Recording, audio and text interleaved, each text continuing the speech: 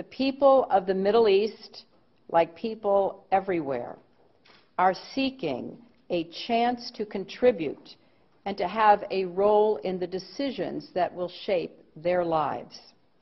Leaders need to respond to these aspirations and to help build that better future for all.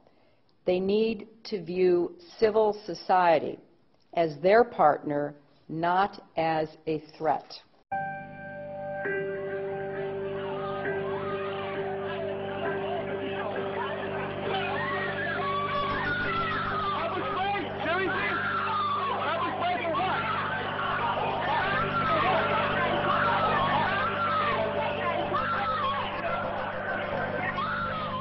I want to take this opportunity to update the American people about the situation in Libya.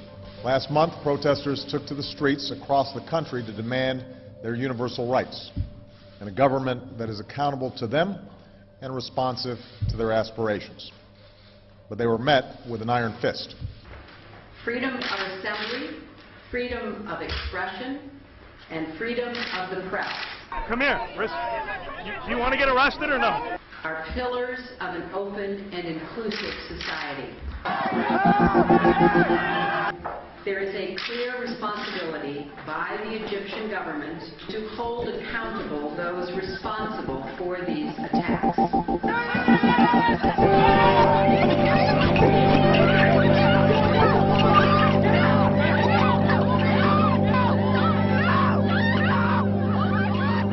For months, the Iranian people have sought nothing more than to exercise their universal rights.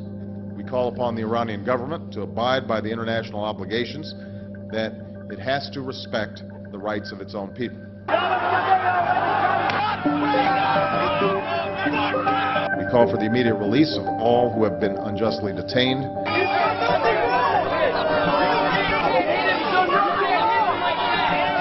And I'm confident that history will be on the side of those who seek justice.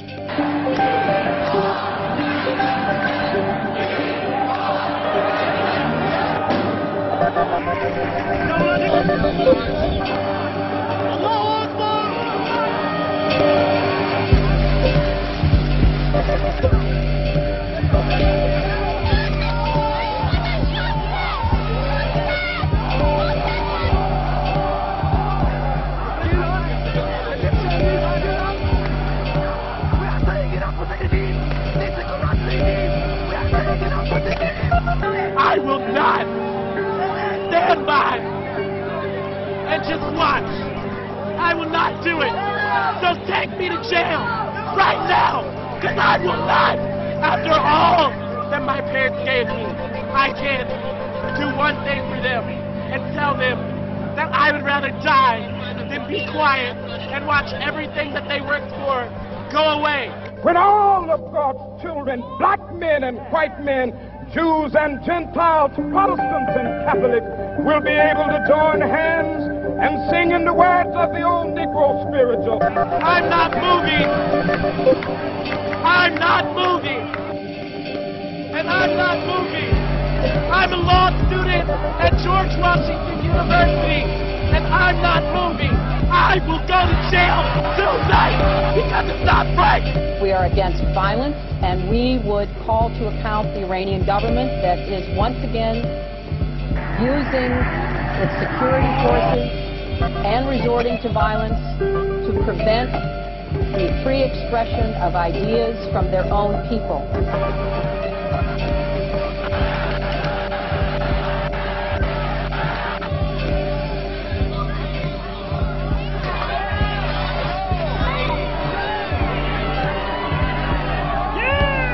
Instead of respecting the rights of his own people, Gaddafi chose the path of brutal suppression. Innocent civilians were imprisoned. I have not been read my rights. I have not been told I am being detained. We want to know the people who are in there. We want to know all their names, what they're being charged with. And in some cases beaten. You can't breathe, officer. Please get off the I need my in-house. A campaign of intimidation and repression began.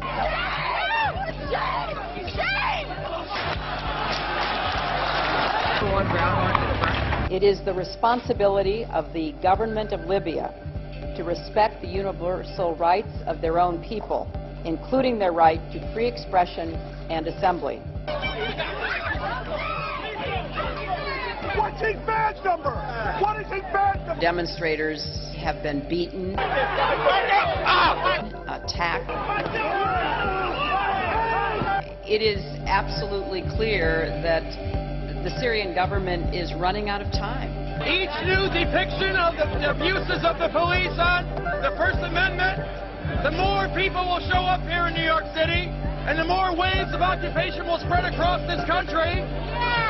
And you should be proud of that, police, because you are participating in our media publicity campaign.